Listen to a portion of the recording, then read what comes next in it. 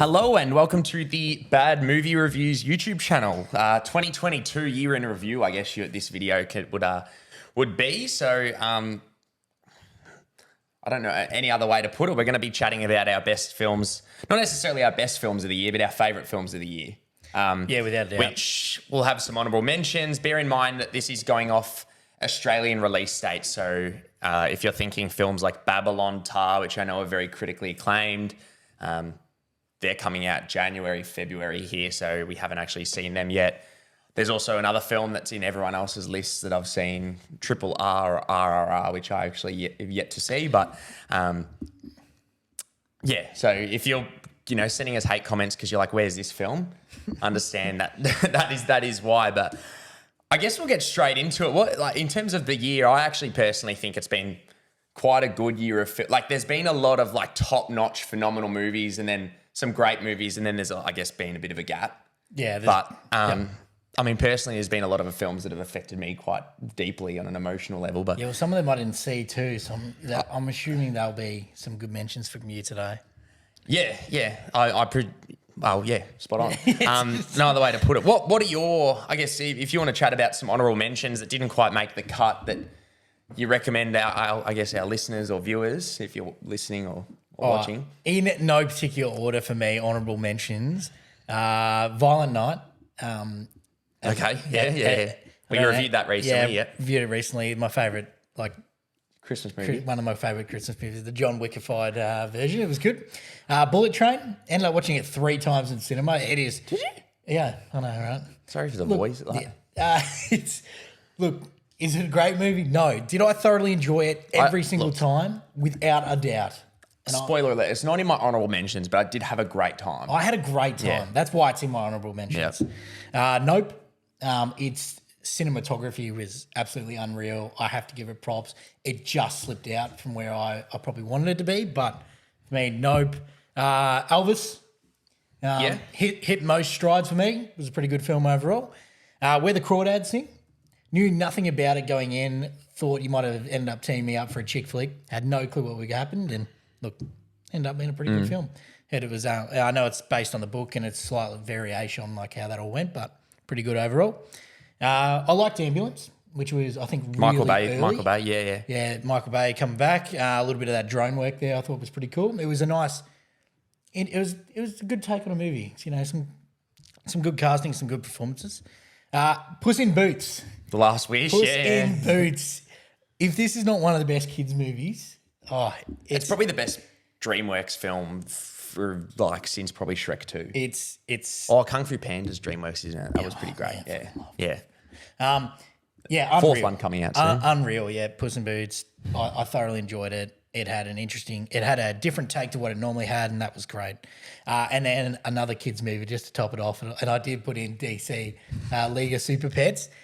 Look, I'm sure any adult watching it probably is not going to be like this. It should be in there, but I'll tell you what, it had every character, every aspect of what makes a great kids movie, and I thought it touched on all that. There was things to learn, there was friends and bondships, and there was good plot, and all the characters were both lovable and hateable and relatable. And honourable mention, but they're about the end of mine. I didn't really chuck in anyone. The other ones probably slipped too far away for an honourable mention for me. Look, I'm not going to argue with any of your picks there. I enjoyed nearly all the films. I know Violent Night you loved.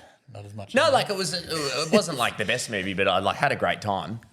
In terms of my honourable mentions, some of these are real stiff. I'll be honest. Any other year, and as I said, in terms of top line down, it's been a very good year for some great movies. No particular order either. I've got The Menu in my honourable mentions. Oh, I forgot about The Menu. Yeah, Menu. Yeah, it should be in mine. Great too. Satire in terms of obviously the culinary world. All the performances were great. Really enjoyed that. This film I don't actually think you've seen because I saw this when I was in Perth for a work trip. It's called 13 Lives. No.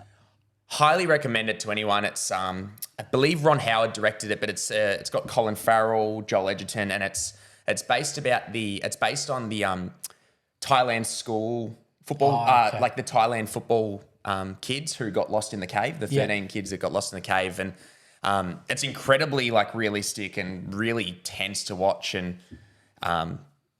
yeah, it had me in not in tears, but like just genuine anxiety the whole time. that's fair. Really, really great movie. Stiff to miss out. Decision to Leave. I don't think you've seen this either, but that's the most recent film by Park Chan-wook. I may have butchered that, who's done some really fucked up movies, but it is a Korean film. I thought that was brilliant. Puss in Boots: The Last Wish. Yeah, made got to be mine. in there. Got to be in there. We reviewed that recently. Feel free to go watch our review. Loved that movie. I'm not going to lie. Yeah. I have got Nope in mine as well. That didn't make my top 10. I thought that was great. Not Jordan Peele's best, but really great movie. Used IMAX really well. Yep. Guillermo del Toro's Pinocchio and mine. Yep. I cried in the film. I thought it dealt with grief, death, and it was just a beautiful film in general. And obviously, I just give it that bit more respect, being stop motion. That to do that's just ridiculous. The Woman King is an honourable mention for me. Really enjoyed that too. I thought that was a great movie. All the performances were fantastic, and this one's probably very stiff. And I'm sure this will be in your top 10, and it's an honourable mention for me. All Quiet on the Western Front.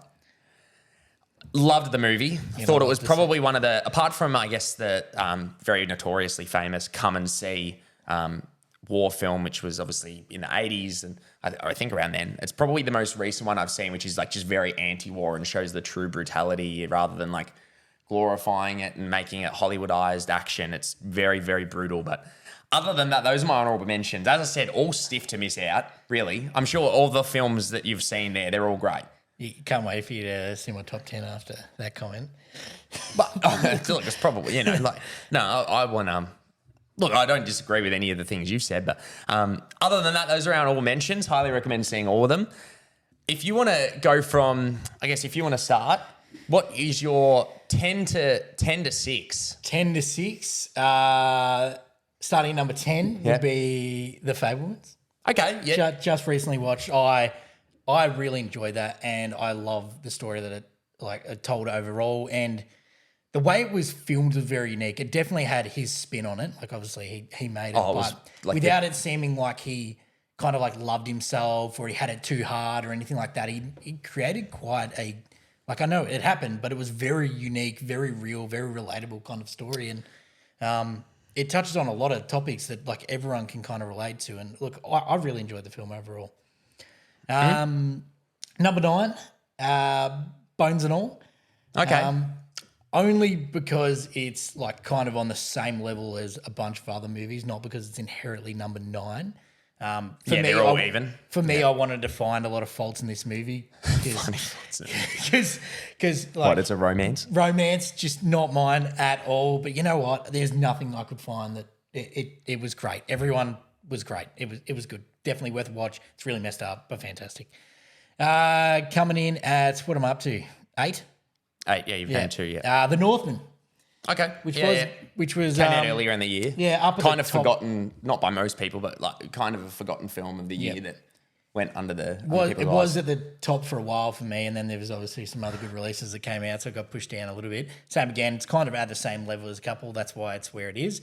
But you'll notice from a lot of my reviews and the content where you go, like, I love like the violence and gore and all that aspects. They bring out what I love the most in films. So it got a little bit very pushed realistic in terms of like the mythology there as well, with like the witch. One of your honourable mentions moved up to my seventh position, The Woman King. Yep. Yeah, Look, I'm not gonna deny any of these called. Like as I said, mine would all stiff to miss out on my 10. Yeah. Woman King, You phenomenal. didn't. Yeah, when we went in, you had you were very hesitant, but it was Look, great usually I movie. know nothing about a lot of films, Yeah, so that's it was pretty good. 7, last one. Number 6, last one before we go into mine. This is a stiff number 6, but it is The Batman. Yeah. Batman, Okay. Yeah. At number 6, it was great. Well, it was exactly what DC needed, and it's exactly what Batman needed as a character, and it was phenomenal. The only reason it didn't get pushed up into the higher one is because the things I've taken into account is the emotional impact on myself. It didn't have any of that, but it was phenomenal as a film overall. Yeah. But that is my 10 to 6. 10 to 6. Yeah. It's interesting that you say that because, funnily enough, a lot of these films, like my films in my top 10, there's films like 10th and 8th and stuff that I've probably enjoyed more than number 1, 2, 3, for instance, but it's in terms of like the impact it's had on me as a person, Emotional, emotional. I'll start from my number 10, Triangle of Sadness. We Yep. saw this recently.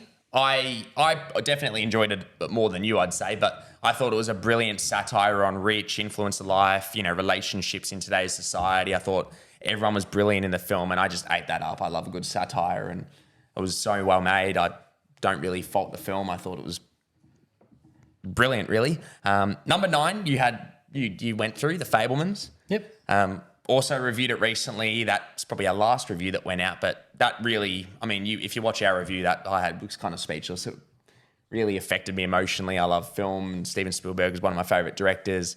No real faults there. I thought that film was brilliant and definitely worth a watch.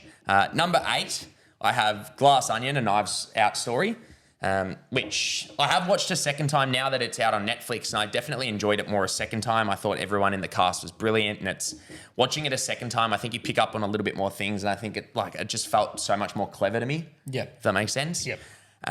Number 7, I've also got The Batman. When I saw, you were 6, I think, but when I did see it, I was like, this is phenomenal, and it still is a phenomenal movie. I absolutely adore it. I thought everyone was brilliant. Robert Pattinson's fantastic.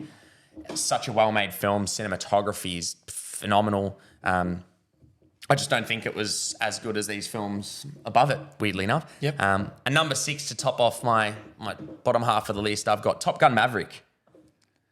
It's probably surprising to you. I fucking love this movie. In terms of enjoyment, in terms of blockbuster, that's like the Batman I loved, and the reason these two were kind of neck and neck, and the reason I put Top Gun Maverick above it is I was literally sitting there. I was like, cinema's back, baby. Like 100%. the Batman, I was like, this is a movie, but like Top Gun, I was like, this is like blockbuster filmmaking at its finest. Everything practical.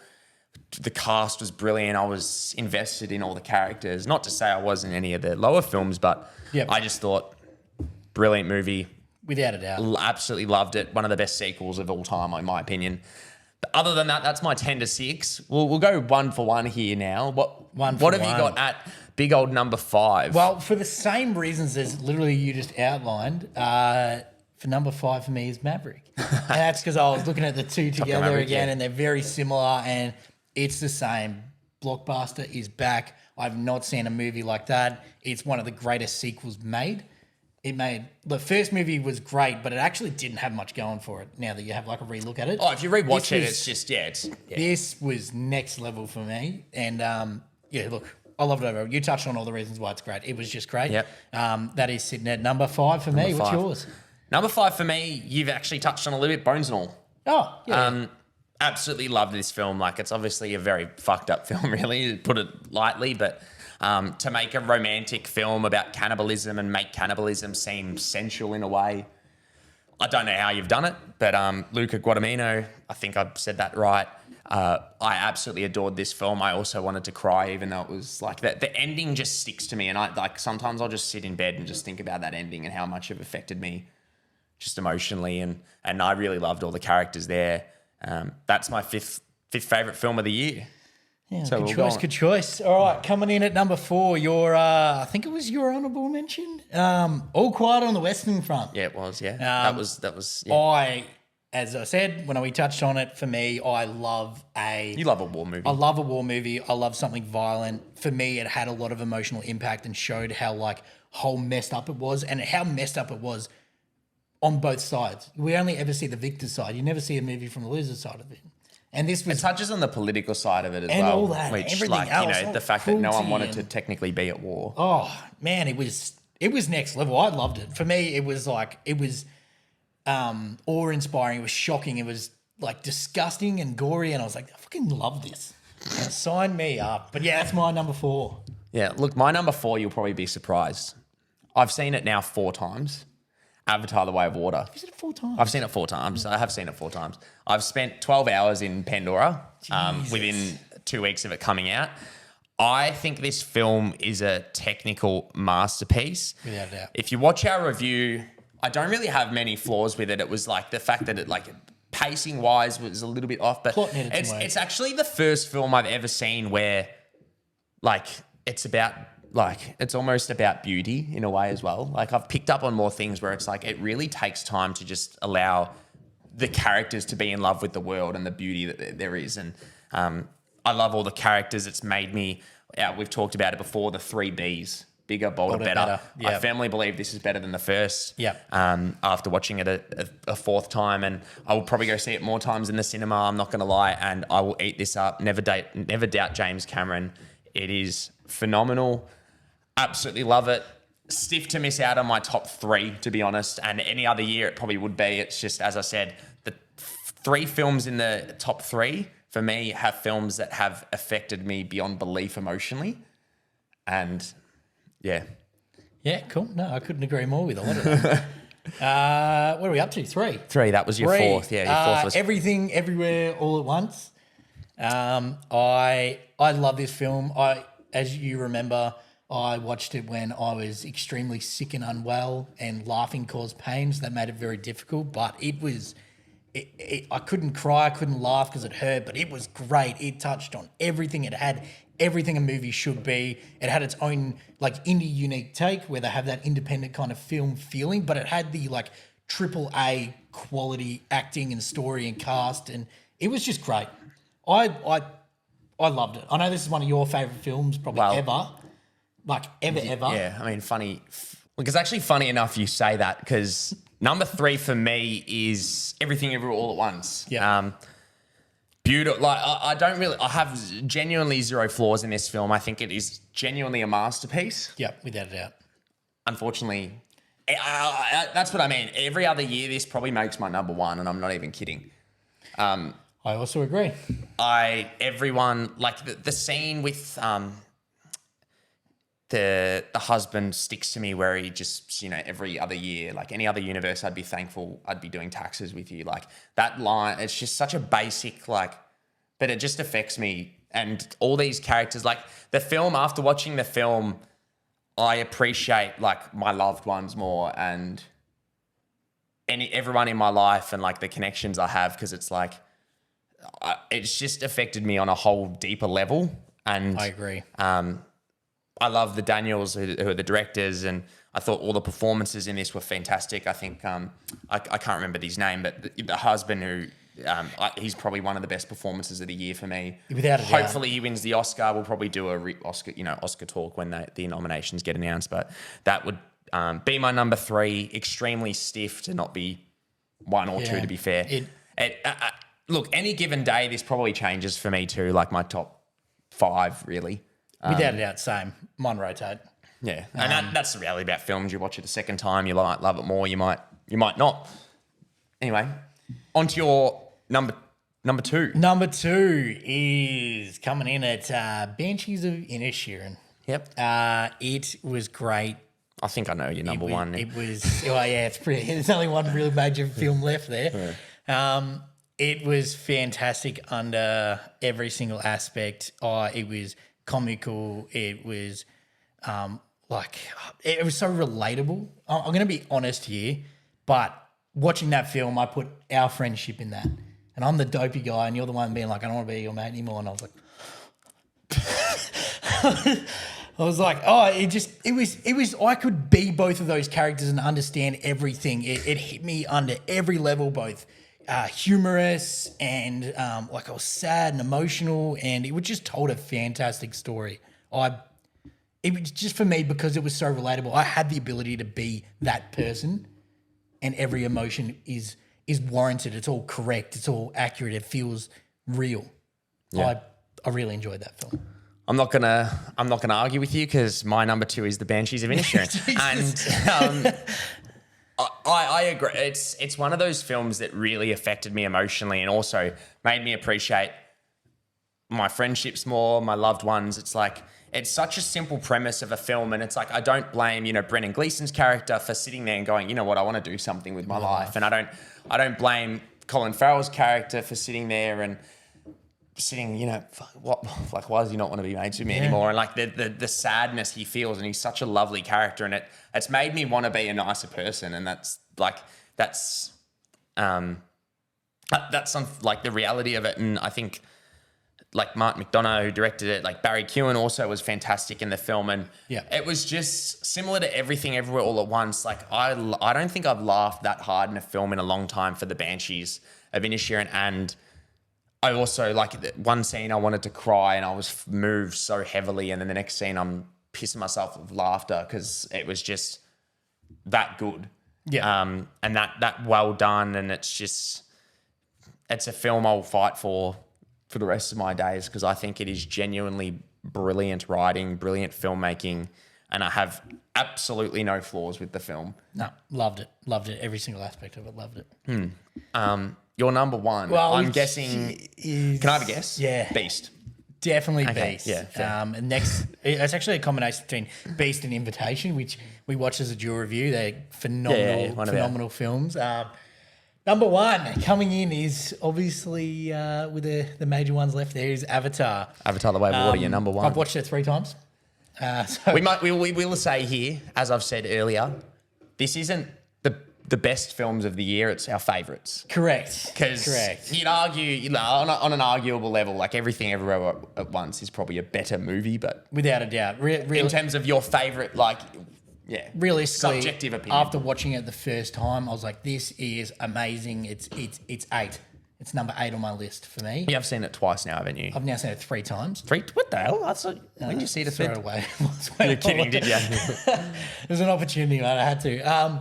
Look, I came out of that movie with unrealistic expectations, and it hit most of them, which is like phenomenal. It hit most of unrealistic expectations, but because of that, it kind of did slip down to where that 8th was. But then I've watched it an extra 2 times, and I've subscribed to all their channels. I've watched all the behind the scenes. I've looked at the mocap. I looked at all the training they've did. I've watched about an extra probably 6 hours of additional content not related to the movie. You bought me a book. I've read the book. I started looking at some of the art. I started nearly fucking dreaming about Pandora, and like, I hope it comes out on like PSVR and I get to be in Pandora. And I'm like, if I'm thinking about this movie after this the first much, movie came out, there was a genuine like Avatar pandemic or something in the US where people were depressed that they weren't in Pandora. that's me. Yeah. Legit. I thought about it Apart for from days. the fact that you'd probably die within 4 days. The first movie ended and I sat in bed being like, yeah, this is all right. But you know what I really need? I need my whole room to look like Pandora. I'm like, do they have these glow-in-the-dark lights? Do they have all these like things I can just walk in, the whole place lights up? I'm like, how do I get this? Yeah. How do I become part of this? I'm like, if I'm thinking about it so much, how can I say it's not my favourite? Yeah, in terms of rewatchability for me, it's probably number 1 on my list, if that makes it. Like I could rewatch it over along with like probably Top Gun Maverick. Yeah. Like it's I can't argue with it. I think every time I've personally watched it another time, I've loved it more. I've noticed different things. I've noticed like obviously the film deals with like colonization and animal cruelty, and one thing I've noted, like even the fact that the whole film is basically Pandora is Earth, and the way like humans are treating Earth is basically the fact that they're like burning everything. We're wanting to fucking kill all the animals for resources, and he never shies away from it. And you can look at the film as a base level entertainment factor, but it's just First hour and a half of the film, next 2.5 hours of the film, fucking off its chops for me. Yeah. Like it was I've thought about it too much. It just has to be my number 1. I'm dreaming about Pandora. That's where I'm at. Dreaming about living there. What's your number 1? What's left? It's probably you a haven't movie seen I it. haven't seen. You haven't seen it. That's probably why it's this not on my is list. a film that I saw. I have reviewed it. It is a film I saw at the British Film Festival. It actually technically hasn't come out in Australia yet. I think it has a February release date, but I have probably talked to you about it a lot. Yeah. It's called After Sun. And I love how as soon as you probably picked up on that. I don't know where to start on this film without like bawling my eyes. Like every time I think about this film, I want to cry, and I think it is possibly one of the most beautiful films ever made. It's a very human film. It's I think her name's Charlotte Wells, or I can't remember the name. It's her first movie she's ever directed, and it's made so well and so human. Essentially, just about a father and daughter who are on a holiday in Turkey, but it deals with mental health and the fact, obviously, having a child at a young age. And it's just, I don't want to like give much away, but like it is a film I watched and I was just like in awe. It's so human, it's so real, and it's genuinely like there's probably not a day that goes by where I genuinely don't think about the film. and it's made me want to like contact my loved ones and just be like, how are you? You know, like Jeez. it's like it is probably the first film I remember where I like actually like drove home bawling my eyes out. Where were we? Since like Marley and Me, but I was also like 10 at that age, so it's like a bit different. I'm now 26 crying to a film, but I think it is one of the best films I've ever seen. Which, I mean, being number one for a year overall, you kind of get the gist that, you know, it'd be up there in one of your favourite films of all time. But I think it is just like, it'll be a timeless classic just in terms of like a father-daughter relationship. It's some of the best chemistry I've ever seen on screen. I'm disappointed I haven't seen it, but I also kind of don't want to because I don't really feel like crying a lot. Yeah. I mean, look, it comes out in Feb, and I'm happy to take you again. I'm just, you know, I'm happy to take you, but That's fair. I'll be a mess. But that's my number one, and I know it's been out in the UK and the US. It's been a very limited release. I think it's like it's a very, very like small film. So I know if you're watching this and you're in Australia, you probably haven't seen it unless you were lucky enough to catch it at the British Film Festival, which funnily enough, it was in Melbourne, but, you know, it just shows British films. But Yep. to give you an idea, I didn't travel all the way to London to watch this one film, unfortunately. But other than that, that's my number one. It's been a great year for film. Yeah, it's been phenomenal. We're filming this in 2023. This year probably be another phenomenal year for film. We'll probably do a most anticipated of 2023 and cover some. Yep. So what's your top 10 from 10 to 1 again in order? Yep. Because I'm sure you remember it. Triangle of Sadness, number 10. Yeah. The Fablemans, 9. Glass Onion, 8. The Batman, 7. Top Gun Maverick, 6. Yep. The Bones and All at 5. Avatar, Way of Water at 4. Everything Everywhere, 3. Banshees, number 2. And then to top it off, After Sun at number 1. Yeah, right. I'm going to stitch myself up for the After Sun eventually. Mine was Fablemans. Yeah, number 10. Bones and All at number 9. Northman at number 8. I forgot generally what came before 9 then. Number 7, The Woman King. Number 6, The Batman. Number 5, Top Gun Maverick. Number 4, All Quiet on the Western Front. I think I said Eastern Front to that many people when I tell them to go watch it. Just means it's on the other side of the wall. That's Yeah, fine. it's just a different one. Number 3, Everything Everywhere All at Once. Number 2, Banshees of Inisherin also. And to top it off, Avatar, The Way of Water for me. I'm genuinely surprised. I actually thought you'd probably have a film where I like either wouldn't agree or be surprised, but it's like our list was actually relatively similar. Apart from the fact I had like 2 to 3, including honourable mentions that you probably haven't seen. Yeah, I know you really love Glass Onion. For me, it just didn't click. And Yeah, that was I do recommend watching it a second time because you might really, and like when I reviewed it, I sat on the fact that I don't think it was good as number 1, and now I'm like, it was bigger and bolder. Just didn't hit the better for me. Yeah, I felt that way on the first watch, and on the second watch, you pick up on like a lot more. Maybe we should watch it again. Yeah, 100%. Look, other than that, we'll cap off the year 2022, even though it's 2023 now. Let us know in the comments below if you are watching this, what your favourite films of the year are, and other than that, we'll catch you next time, and we'll wait for a bigger, bolder, better 2023. Nice. Nice. Thanks, guys.